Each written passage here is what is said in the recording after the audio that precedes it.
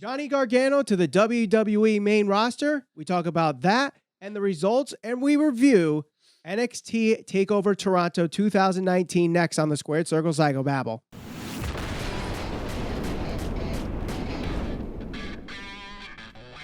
Hello and welcome to the Squared Circle Psychobabble. My name is Michael Valenti. This is Ralph Valenti. Don't forget to subscribe. Hit that bell for notifications as we're trying to hit 10,000 YouTube subscribers before All Elite Wrestling's all out.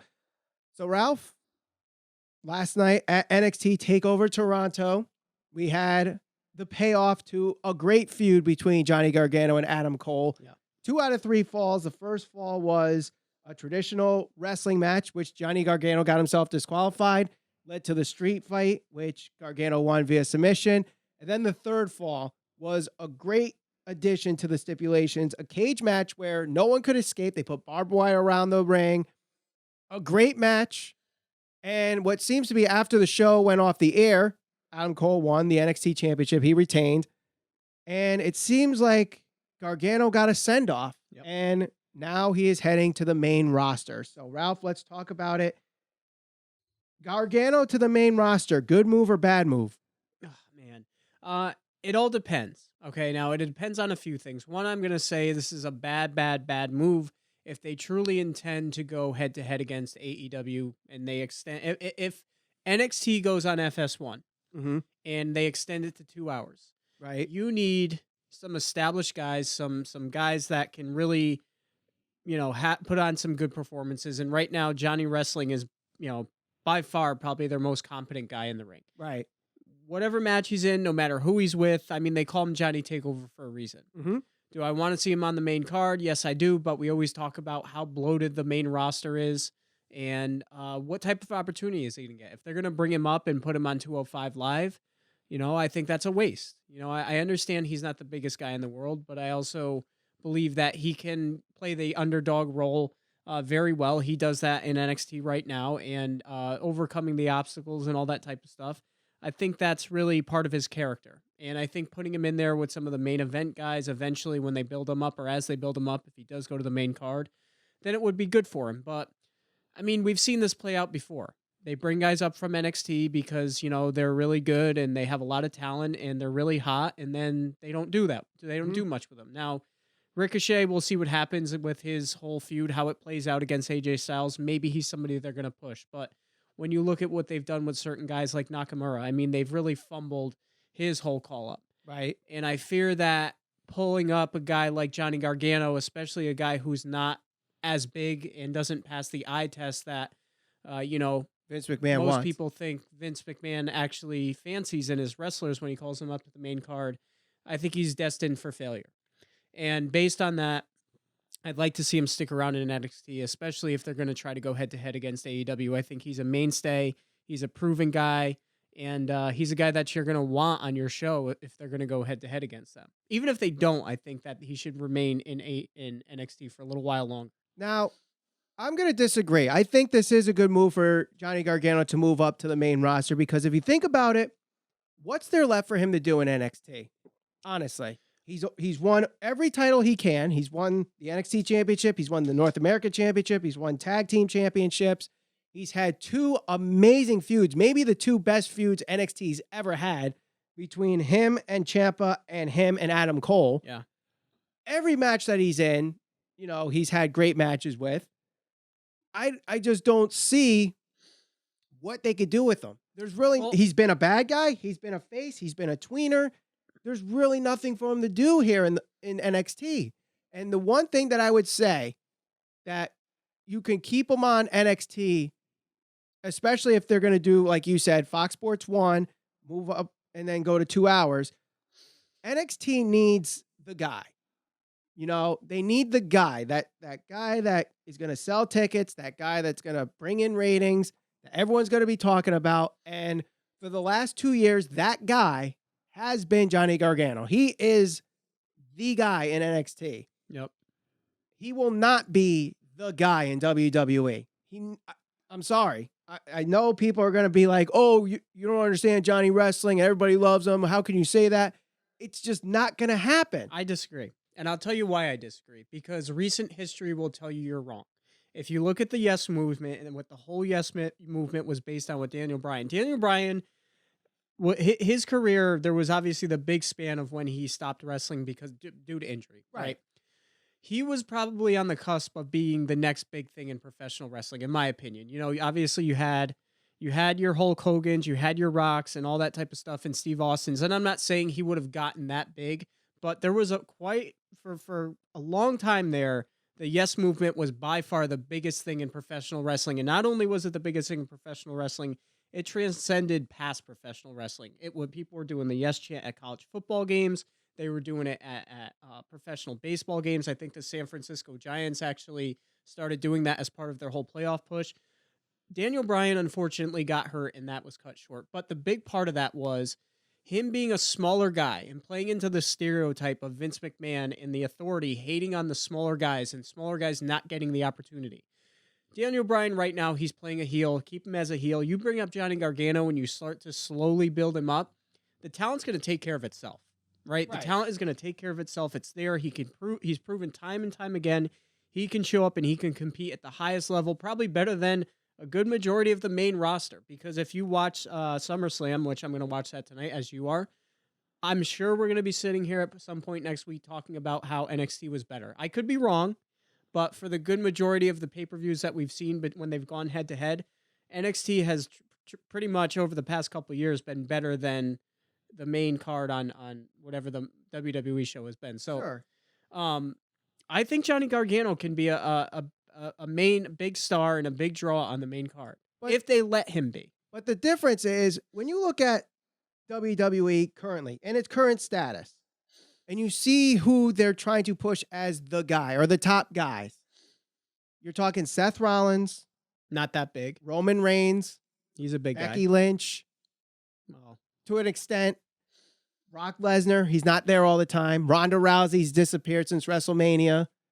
Those are really the five that I think are that could be draws in WWE today. And their ratings are terrible. Are down, and their merchandise is down. They need something. The fans want something they can get behind, something they can buy into, something they can relate to. And WWE hasn't given that to them in quite some time. They're trying to do it with Seth Rollins, but it's not clicking. It's not working. I think Johnny Wrestling put in that position can be that guy, the guy that the average fan or the average guy can connect with because he's not that big, but he's obviously talented. I mean, time will tell. I guess, but to me, I just don't. I think he would be a great mid-carder. I think he could be in that line of the DiBiase's, the Rick Rude, the Mr. Perfects, that line where upper mid card. They are upper mid card talent. Some would argue they should have been a champion at one point in their career, and they just weren't. So he's a good hand. Exactly. That is what he is. Okay. That's what I think he is. I disagree, but that's okay. Only time will tell. I hope he gets to that point where he is the guy. The one thing I will say about this, and I'm glad you brought up this whole thing about being the guy in NXT. So Johnny Wrestling, let's assume he goes up. Yes. You've got Adam Cole. Right. The one glaring thing that stands out to me, if this is the payoff to the feud, a great feud after 3 matches, who does Adam Cole now feud against? Because if you think about it, Ciampa, his timeline to return, and I know he's ahead of schedule, he's been out 4 months, and they said between 6 and 14 months. He's probably not coming back anytime soon, even though he looks like he's in good shape. Yep. They haven't built up guys like Keith Lee. Right now, you've got Matt Riddle, who's pretty much in this feud against Killian Dane. Mm-hmm. Damian Priest, he's obviously a bigger guy from the indie scene, but they haven't done much with him he's not built up to the point where, now he can go main event. Right. They could do it with Velveteen Dream, of course, but he's obviously got the other championship. So, well, here's the good thing. The next takeover does not happen until Survivor Series weekend, which is War Games, and you would assume that the Undisputed Era will be involved in the War Games match. Yeah. Because it's obviously easy booking. You don't need to do much for that. You just find 4 guys that you want to build as the next guys for whatever, feud there's going to be, and they're in the War Games match. So you really don't have to build someone up until January. So they've got time. So they have time to go from August all the way to January to get that number 1 contender ready. You know what? Honestly, the fact that Roderick Strong lost and Bobby Fish and Kyle O'Reilly lost too, Adam Cole was the only one in the Undisputed Era to win this match or win his match at TakeOver, I could start seeing some kind of mutiny storyline going. And maybe Roderick Strong becomes the guy that goes after Adam Cole. Maybe Velveteen Dream drops the North American and he goes up to the main. Obviously, Velveteen Dream, to me, I think is the best guy in NXT outside of Johnny Gargano. Well, yeah, he's right there. I mean, he's within the discussion. Yes. Sure. He's got the character, he's got the charisma, he's got the mic skills, he's got the in-ring talent, ring awareness, ring psychology. He's got everything. He checks all the boxes. So that could be the next guy. And he would be the perfect guy because Velveteen Dream, while he's a guy that a lot of people want on the main roster, he could benefit much better with one more year in NXT while Vince is doing the XFL stuff. Mm-hmm. So while Vince is focusing on that XFL stuff and let's say that thing actually continues to succeed and Triple H has more control on the main roster, that's when Velveteen Dream comes up. Because as long as guys like Drew McIntyre still haven't gotten their opportunity to be the champion, yes, we're still waiting for that. Everybody, we've been talking about this for like a year and a half now, where people have said, "Oh well, Drew McIntyre, he's primed for a big push. He's going to get a heavyweight championship run in." Maybe he will, and maybe he won't. But as long as there's guys like that still in the way, your Randy Ortons, whoever, your top tier guys that aren't quite champions right now or haven't had their opportunity yet. Right.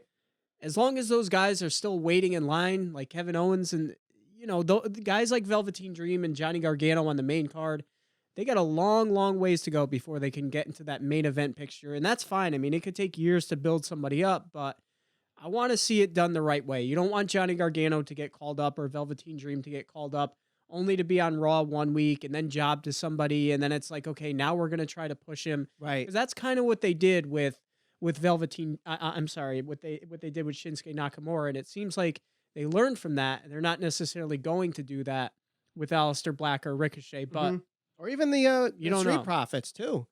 Yeah, I was actually surprised they won their match. I thought they were going to lose because I figured they were going to get called up. And well, here's the thing with the Street Profits. I was talking to my friend Scott Criscuolo, who hosts the Place to Be Nation podcast, which is available on all your favorite podcast providers.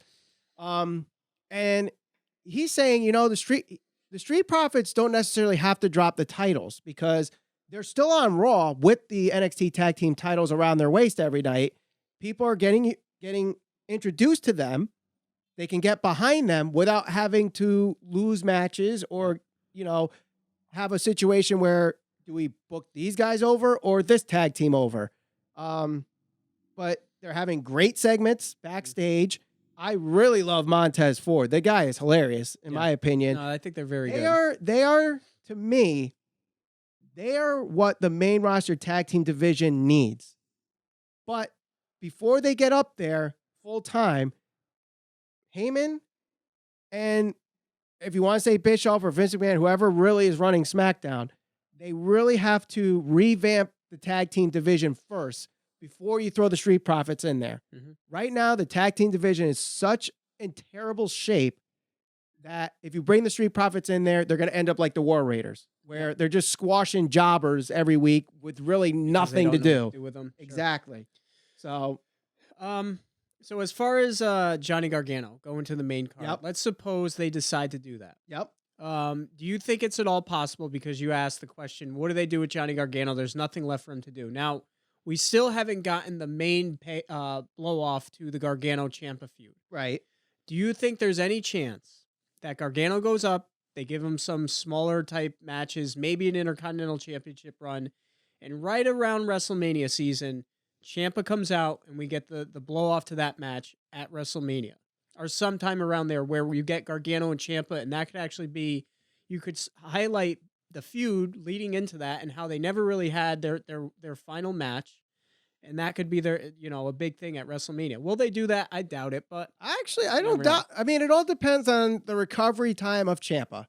Yeah, barring any setbacks, it seems like he will definitely be ready for WrestleMania.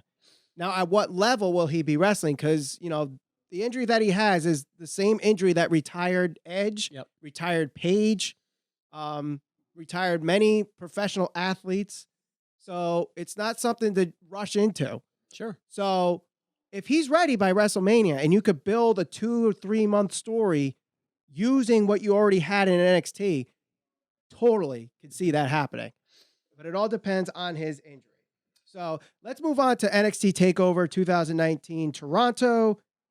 Start with the first match. We kind of already dabbed into it already. The Street Profits defeating Kyle O'Reilly and Bobby Fish with a frog splash of all things. Kind of a weird finish. I loved it. And the reason I loved it is because so much of professional wrestling today is about the flips and all this craziness. And to see a finish so simple where you didn't have to do like a reverse Hurricane Rana or drop somebody on their head on the corner of an apron into like a 450. No. A frog splash. It was a great frog splash to begin with. I had no problem with it. It was refreshing to see something, as most of the matches kind of ended this similar fashion too. A simplistic finish. Right. No, it definitely was. It's definitely simple. And, you know, that is something that's lacking in today's professional wrestling. Those quick finishers that once you know it happens, it's done. Yep. And, you know, you talk about New Japan Pro Wrestling, for example, just to go into that. Everyone loves Kazuchika Okada. Some say he is the best wrestler in the world. The one knock that I have on Okada is the Rainmaker. Not a fan of the Rainmaker because it takes too damn long to set up, to do, and like to believe that can knock someone out, and no one, like, you basically have to knock the guy out first for him to actually do the move. So I like that, you know, something quick like that finish. It was just kind of random that it did because you're so used to some big, you know, you have Seth Rollins doing, you know, 5,000 stomps before he actually does the curb stomp. Roman Reigns has to wait like 5 minutes to do his spear. It was just boom. Oh, the match ended. Yeah. So good way to finish that match. You know, Kyle O'Reilly and Bobby Fish, to me, are the best tag team in NXT. I would say they just put on great match after great match after great match, no matter what tag team they're with. Mm-hmm. I just hope that soon they end up on a takeover where they actually could win a match because it's been a while since they won at a takeover. So hopefully that trend changes soon. But let's move on to the next match. It was a women's match, not for a championship. And I'm not 100% sure on this, but I think this is the first time that's ever happened at a takeover where a women's match happened without the championship. I guess since the championship was in play here. So it's off the top of my head. Yeah, Candice LaRae losing to Io Shirai. And Io Shirai is one badass heel. Yeah. You know what? I think they were the two biggest winners coming out of this. I mean, everyone expected, I think, Johnny Gargano and Adam Cole to go out there and steal the show, or any of the guys or anybody involved in a match. They're already at that level where you expect them to have a great match. Right. To me, this was probably the surprise of the night. I thought Candice LaRae, for somebody who, if you looked at the card and you went down the list of names, she'd probably be the last person you'd pick as, oh wow, she's going to put on a great performance. But I thought the match between both of them, it was really almost like a star-making match for both of them. Io Shirai solidifying herself as a really like a top heel, and Candice LaRae, I mean, selling her ass off and just really stepping up to the plate and delivering. I love this match. This was probably my second favorite match of the night. Yeah, I would agree. That's definitely my second favorite match. Candice LaRae looked good, and I guess there's people that are talking that if Johnny goes up, she's going up with him. So if that's the case, that is a huge hit on the NXT women's division. It's already kind of weak as it is, and where it's really weak is their baby faces. Yeah. You know, Io Shirai was a baby face. Now they turned her heel, and now she's the number 2 heel in the NXT. Candice LaRae could easily become the number 1 baby face really by default. So if she's going to the main roster with Johnny, that's not good. And they still have some people that they could build up. Yeah, Mia Yim is right there, obviously, after her performance. You've got Rhea Ripley, assuming they bring her over. They got to bring her over. Chelsea Green, but Chelsea Green hasn't been on TV. Exactly. It takes time to build these people up. Right. But yes, again, great show. Hopefully Candice LaRae is staying in NXT and not going with her husband for her sake and for NXT's women's division. So after this match, we had a little altercation with Matt Riddle and Killian Dane. Yep. Riddle comes out, and I see this, and maybe it was just me forgetting that he's having a feud with Killian Dane, but the first thing I'm thinking of was Seth Rollins when he came out to talk to Triple H.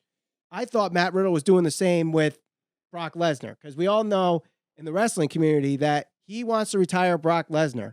And seeing that he didn't have a match, this was like his way of trying to call out Brock Lesnar. But then I realized that, yeah, he's calling out Killian Dane because they're in a feud right now. So unfortunately, we didn't get the Brock Lesnar thing, but a good segment nonetheless. No, it was fine. It was a good fun brawl. I'm happy they were able to fit this in, because Matt Riddle, I was actually surprised he wasn't on the card, but at least he was able to be in there in one way or another. Right. So, and this will extend their feuds. Right. And if this happens to go to War Games, Yep. at least you don't have the first match where you end up thinking it's going to be 50-50 booking. So, all right. So we move on to the North American triple threat match. Velveteen Dream does retain over Pete Dunne and Roderick Strong. I thought Roderick Strong was going to win this match going in, but then I also thought that the Undisputed Era were all going to win. I think this is like my third straight takeover where I thought the Undisputed Era was going to sweep, and yet they proved me wrong. Yep.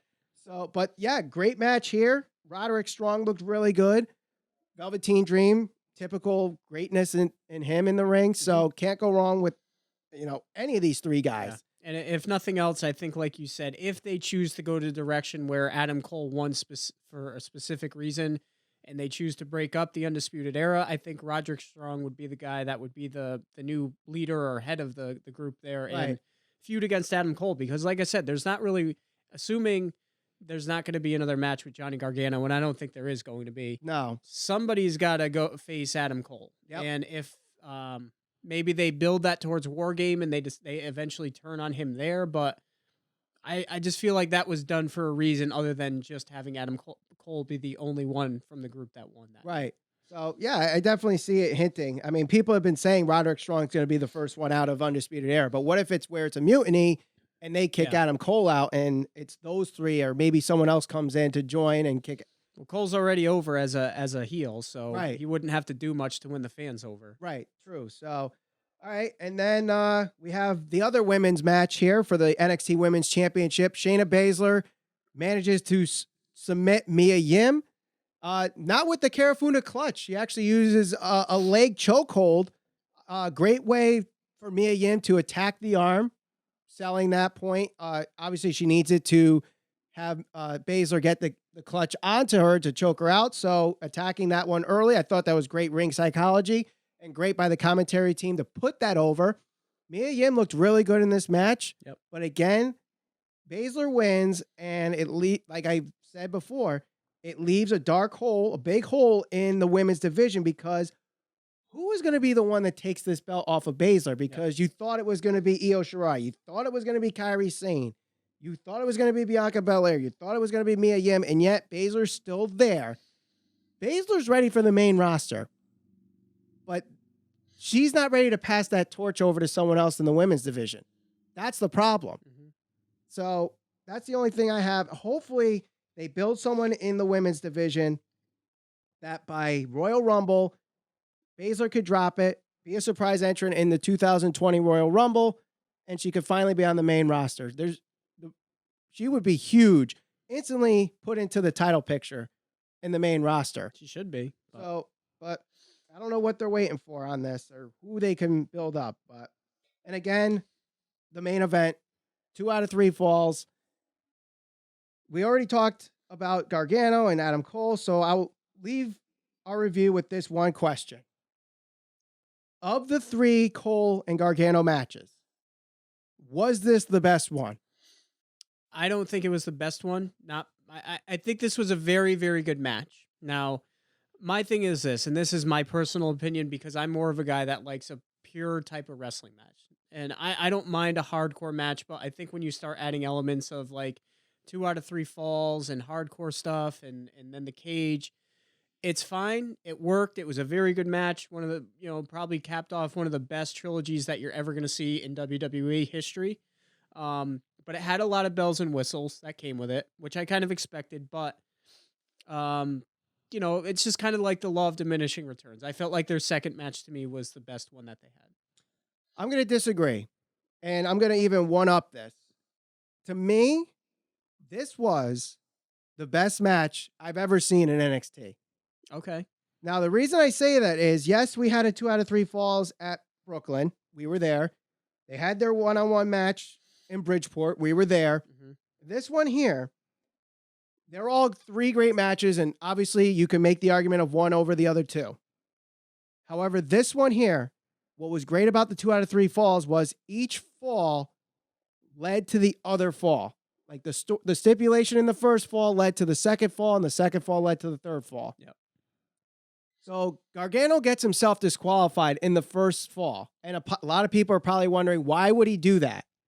Well, it's obvious. He wants to beat the crap out of Adam Cole to a bloody pulp and knock him out with whatever weapons he wants.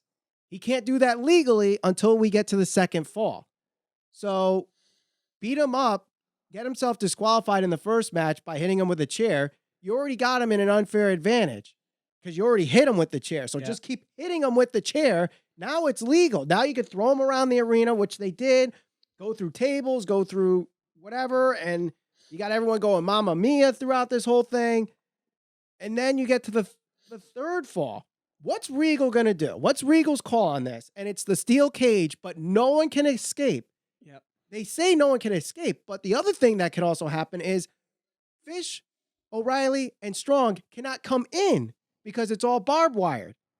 That's an excellent storytelling point that unfortunately the commentary didn't really bring up, but that's something great about this match. So Adam Cole had to beat Johnny Gargano by himself or else he's losing the NXT championship. And if you notice when they go back once the cage is lowering, which credit to them because I figured it had to be something like a cage match.